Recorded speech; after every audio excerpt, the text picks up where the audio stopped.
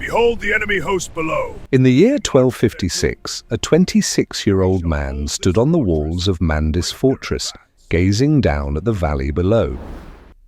His name was Rukn al-Din Kersha, leader of the organization the world called the Assassins.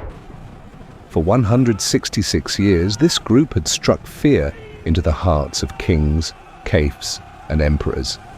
They had assassinated 2 Abbasid caliphs, dozens of military commanders, and even forced Saladin, hero of the Islamic world, to retreat. But now, in the valley below, all more than 138,000 Mongol warriors were besieging the fortress. Their siege engines were day by day shattering walls once thought impregnable. Food stores were running low. Rukn al-Din had to make a decision that would determine not only his own fate, People of this village, hear my words. but the fate of tens of thousands of people, the warriors, families, and children in over 100 fortresses who were counting on his leadership.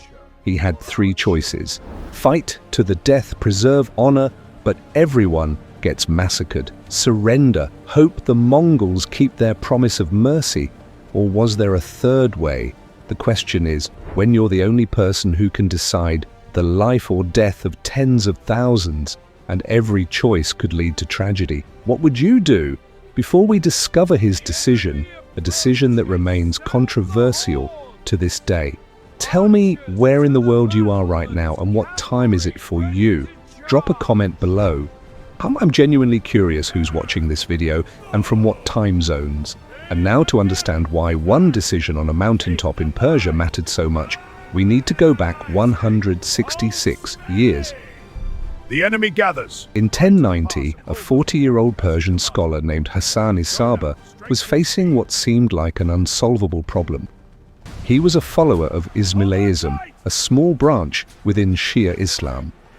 In a world dominated by the Sunni, Seljuk Empire ruling through violence, people like him had no place to stand. They were hunted, persecuted, killed. Hassan's problem was simple but brutal. How could a minority community with no army, no territory, no military power survive in a world like this? Behold the The celestial. conventional answer was they couldn't. They would be eliminated. Simple as that. But Hassan refused to accept that answer. Hassan realized something crucial. He couldn't defeat the Seljuks on a conventional battlefield. Their army outnumbered his people 100 to 1. But he didn't need to defeat them. He just needed to make persecuting his community so costly that they'd think twice. Step 1, a safe base. Somewhere the Seljuk army couldn't easily attack. In 1090, Hassan set his sights on Alamut Castle, a fortress built on a 200-meter-high rock, surrounded by sheer cliffs with only one narrow path leading up. But he didn't attack with an army. The river crossing is vulnerable. Instead, he came to the Alamut Valley as a teacher, a missionary.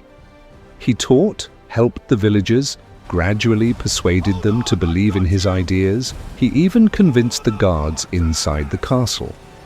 And one day, in 1090, without a single drop of blood spilled, the gates of Alamut opened to Hassan.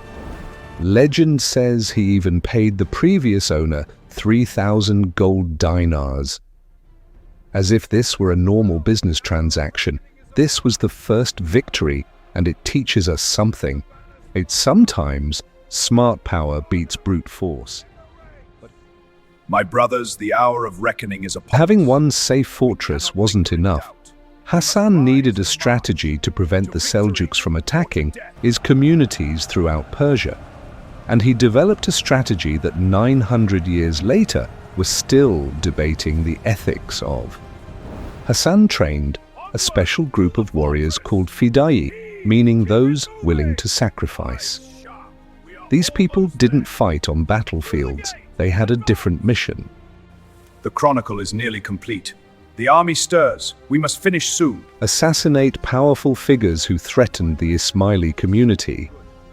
In 1092, the first assassination shaped history. Nisam al-Mul, head of the Seljuk government, architect of the anti-Ismail campaign, was on his way home after a day's work. A man dressed as a Sufi approached, pretending to ask for a blessing. In an instant, a knife plunged into his chest. Nisam al-Mult, the most powerful man in the Seljuk Empire after the Sultan, died on his way home. Some would call this terrorism. Others would call it asymmetric warfare, the only way the weak can defend themselves against the strong. History doesn't give us simple answers, but history shows us the result. For the next 166 years, major empires, Seljuk, Abbasid, even Crusader lords had to calculate very carefully before moving against the Ismailis, because they knew if you persecute the Ismailis, you might become the next target, and no amount of bodyguards can protect you 24/7. Over the next 166 years, the Nisari Ismailis developed into a complex network. They built or captured over 100 fortresses throughout Persia and Syria. Each fortress was chosen for strategic position, high mountains, treacherous terrain, independent water sources, storage enough to withstand years of siege. Alamut became a center of learning. Hassan built a massive library. According to some records, up to 400,000 volumes. Scholars came here to study astronomy, mathematics, philosophy. This wasn't just a military organization, but a cultural center. The list of people they assassinated reads like a history book. 2 Abbasid caliphs, numerous Seljuk generals and officials, Conrad of Murrah about to become king of Jerusalem. Even Saladin, hero of the Islamic world, was attacked twice and only escaped by luck. But here's what's important to understand. They weren't random killers. Each assassination had a clear political purpose, protecting the Ismaili community from those threatening them. This is asymmetric warfare in its purest form. When you can't defeat your opponent on the battlefield, you change the battlefield. And for 166 years it worked, until they met an opponent who played by completely different rules. While the Nizari Ismailis were building their shadow empire in Persia, far to the east, a completely different kind of power was forming. Genghis Khan had unified the Mongol tribes and created what historians would later call the perfect war machine. What made the Mongols different wasn't just brutality, though they were brutal. What made them different was the combination of perfect organization, iron discipline, and most importantly, the ability to learn and adapt. When they encountered strong fortifications, they learned siege warfare from China. When they needed to cross rivers, they learned bridge building from Persian engineers. What do you see? They weren't rigid in their methods, they found the best method for each situation. Between 1219 and 1221, the Mongols swept through the Khwarezmian Empire in Central Asia. Because what happened there was a warning to the entire Islamic world. Cities like Bukhara, Samarkand, MV, jewels of Islamic civilization, were leveled. Estimates put the death toll between 2 and 15 million people. But not every city was massacred. Some cities surrendered immediately and were spared. Others resisted and were completely destroyed. The Mongols were sending a simple, brutal message. Surrender early and live. Resist and everyone dies. Your choice. This wasn't just mindless violence. This was calculated violence designed to make every subsequent city think very carefully before resisting. In 1251, Monka Khan, grandson of Genghis Khan, became the Great Khan. He looked at the map and saw 2 final obstacles before the Mongols could completely control Western Asia. The Abbasid Caliphate in Baghdad, spiritual center of the Islamic world. And the Nizari Ismaili fortresses in Persia, places that had given every empire headaches. The enemy gathers strength. Monka gave the mission to his brother, Hulagu Khan, not because Hulagu was the most brutal, but because he was the best organizer. In October 1253, Hulagu left Karakoram with an army like none before. over 138,000 warriors, but not just cavalry. Hulagu brought 1,000 teams of Chinese engineers. These people specialized in building trebuchets, siege equipment, assault weapons. This is the key difference. Previous empires had tried to attack Nizari fortresses and failed because they only had armies. Hulagu had technology. The Mongols had learned the lesson from China. Cavalry can sweep across steppes, but to break through solid stone walls, you need machines. The army moved slowly through Central Asia, The orders are clear. We move at dawn. taking 2 years to reach Persia. And the right. But everywhere they went, they consolidated power. We summoned local lords, demanded they provide troops and intelligence. This wasn't a quick raid. This was a meticulously planned campaign with perfect logistics aimed at a single goal: complete elimination of the Nizari Ismailis. In 1253, while Hulagu was still en route to Persia, the Nizari leadership realized something. If they let Hulagu reach Persia with his full army, they would lose. They needed to stop this campaign before it started, and they came up with a plan so audacious it bordered on insane. Assassinate Mongol Khan, the great Khan of the Mongol Empire, right in the capital of Karakorum. If successful, Hulagu would have to return. The Mongol Empire would fall into succession crisis. The campaign would end. 400 of their best assassins were chosen. They disguised themselves as merchants, missionaries, pilgrims. They carried goods and gifts, and they began the 1,000-mile journey along the Silk Road eastward toward the heart of the Mongol Empire. This was perhaps the most audacious assassination attempt in history. 400 men traveling 1,000 miles into enemy territory to kill the most heavily guarded man in the world. Consolidated power, summoned local lords, demanded they provide troops and intelligence. This wasn't a quick raid. This was a meticulously, but the Mongols had their own intelligence network. Reports of an unusually large merchant caravan heading to Karakorum were filed. Special security measures were deployed. The plot was discovered. 400 assassins failed. And now Mona Khan didn't just have strategic reasons to eliminate the Nizaris. He had personal reasons. Late 1255, Hulagu crossed the Oxus River and stepped into Persia. He didn't rush straight to Alamud. That would be a mistake. Instead, he executed a systematic siege strategy, what military experts today call peeling the onion. Warriors, the enemy! General Kitbuka was sent ahead, attacking smaller outlying fortresses in Quistan and Kumis. The goal wasn't to capture everything immediately, but to 1. Test Nizari defenses, learn how they fight. 2. Isolate Alamote from supporting fortresses. 3. Spread panic and division within the Nizari system.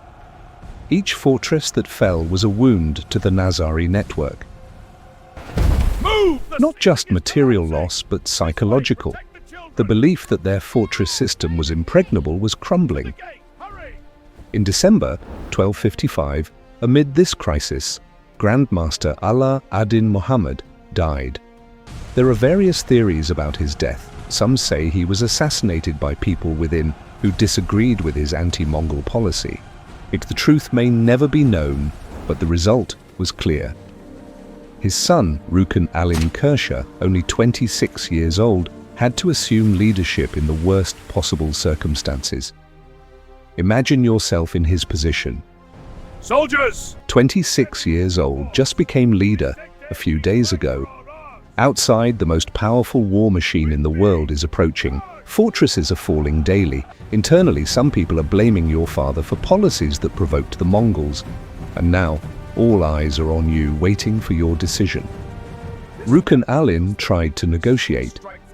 He sent envoys to Hulagu offering submission, tribute, anything to avoid total war. Hulagu gave his demands: destroy all fortresses, unconditional surrender. I hand over all weapons. This was a demand Rukn Alin couldn't accept, because if he destroyed the fortresses, he'd have nothing left to protect his community. The Nizari Ismailis would be completely exposed to anyone who wanted to persecute them. But if he didn't accept, the war would continue, and every day another fortress fell. Rukn Aline was trapped between two choices, neither of which was good. Autumn 1256, Mongol forces besieged Mandes, the fortress where Rukn al-Din was residing. For weeks, Mongol trebuchets bombarded relentlessly. Walls several meters thick, built over generations, began to crack and crumble. Each stone as large as a person launched from the trebuchet, falling with terrible force. The sound each time a stone struck the wall echoed throughout the valley. What's happening? Dust billowed after each impact. Inside, food stores were running out. Water remained. There was an independent well, but not food. Children started crying from hunger. Warriors began weakening. And each day, Rukn al-Din stood on the walls, looking down at the Mongol army below, knowing he had to make a decision. Soldiers of the realm! On November 19th, 1256, Rukn al-Din made a decision that would shape history and would be debated for 770 years to come. He walked out of the fortress gate alone, unarmed, and surrendered to Hulagu Khan. Some historians would later call this betrayal. Others would call it the only realistic choice. But to understand his decision, we need to put ourselves in his circumstances. Inside the fortress weren't just warriors. There were their families, women, children. If he fought to the end, the Mongols would massacre everyone. This is what they'd done in Quaras. Out there, dozens of other fortresses were still holding, trusting in his leadership. If he died here, they'd lose central command and would be defeated one by one. Hulagu had promised if all fortresses surrendered, there would be mercy. Other empires in the past had accepted Nizari submission. Why would the Mongols be different? Rukn al-Din probably believed or hoped that by surrendering, he could save at least part of his community. He couldn't know he was making a terrible mistake. After Rukn al-Din surrendered, he was ordered to send messages to all remaining Nizari fortresses, commanding them to open their gates. Some warriors in the fortresses were suspicious. They believed Rukn al-Din was acting under duress, but most obeyed their imam's command. On December 15, 1256, but the gates of Alamut, the legendary fortress that Hassani Saba had taken 166 years earlier without spilling a drop of blood, slowly opened to the Mongol army. They entered. They didn't find gardens of paradise or treasure, as Western legends told. They found a massive library, perhaps 400,000 volumes. Atamalik Juvani, a Persian historian, in the Mongol court, was allowed to select some works to save. He chose copies of the Quran, some astronomical works, and a few Ismaili texts he deemed valuable. The rest, hundreds of thousands of volumes on philosophy, science, mathematics, Ismaili thought were burned. We'll never know what was lost in those flames. Perhaps there were scientific works ahead of their time, or perhaps there were philosophies that could have changed how we think. We'll never know. But the story wasn't over. And this is the most painful part. Rukn al-Din, believing he had fulfilled his part of the deal, requested to meet Mongol Khan in Karakorum, perhaps to negotiate the future of the Nizaris under Mongol protection. Hulagu agreed. Rukn al-Din and a small entourage began the long journey eastward. They reached Karakorum. Mongol Khan refused to meet, saying that some fortresses like Lamsar and Gerku still hadn't surrendered. So the agreement wasn't complete. On the return journey to Persia, the Mongol escort received the final order from Mongol Khan. Rukn al-Din and his entourage were executed. This is the path. We must cross the chasm before nightfall. Following Mongol tradition for rulers, he was trampled by horses, a bloodless death, and then the order spread throughout Persia. A massacre all Nizari Ismailis, spare no one. At-Malik Juvani recorded that over 100,000 Nizari Ismailis were killed in Persia. In Quistan, Mongol generals summoned Nazaris to gatherings with promises of amnesty, then massacred about 12,000 people in a single day. Lamsar fortress fell in January 1257 after a cholera outbreak. But Gurku, a small fortress, held out for another 13 years, not falling until 1270. Gather close, my children. Let us read from the sacred scrolls. This was perhaps one of the most systematic massacres in medieval history. Not just warriors, but women, children, everyone who followed Ismaili faith. In 1275, nearly 20 years after Alamud fell, something remarkable happened. A man claiming to be Rukn Alin's son gathered surviving Nazaris, attacked and recaptured Alamote for a few months. The Mongols had to return to retake the fortress. But the message was clear. Even after catastrophe, the spirit wasn't dead. And today, 770 years after the massacre, the Nazari Ismaili community still exists. About 15 million people worldwide in over 25 countries. Their spiritual leader is Arkan, the 49th generation since Muhammad. They no longer practice assassination. They contribute to education, healthcare, community development. They found a way to survive not through violence, but through patience, adaptation, and preserving identity in silence. So 770 years later, what do we learn from this story? The Nazari Ismailis developed a strategy perfect for their circumstances, asymmetric warfare. For 166 years, it worked brilliantly. But when facing an opponent with superior technology, virtually unlimited resources, and most importantly, one who didn't play by the old rules, that strategy wasn't enough anymore. No strategy is invincible forever. The world changes and what once worked can become obsolete. Rukn al-Din faced a decision where no choice was good. Fight to the end. Everyone dies immediately. Surrender, a slender hope of saving someone, but could also lead to tragedy. We often want to judge historical decisions from our comfortable seats with all the information before and after. Gather close, children. But the people making those decisions didn't have that information. They only had terrible choices and very little time to decide. Before judging, ask yourself, if it were me, what would I do? And be honest. And this is perhaps the most hopeful lesson. Despite persecution to the point of near extinction, the Nazari Ismaili community survived not through violence, Soldiers, the enemy gathers below. but through patience, adaptation, and preserving identity in silence. They learned that sometimes survival is more important than honor. Sometimes bending is more important than breaking. And sometimes changing form is the only way to preserve essence. The ruins of Alamut are still there in Iran's Alborz Mountains, crumbling walls on a 200-meter-high cliff overlooking the beautiful valley below. It's no longer the fortress of assassins or a symbol of fear. It's just a relic, a reminder of people who once believed they could survive through fear, of an empire that once thought they could dominate forever, and of the inevitable collision when two such forces meet. And it reminds us that in history, very few things are permanent. What seems impregnable can collapse. What seems destroyed can resurrect. What matters isn't never falling, but how you stand up after falling. So we've journeyed together through one of history's most dramatic confrontations, when the impregnable fortress met the perfect war machine.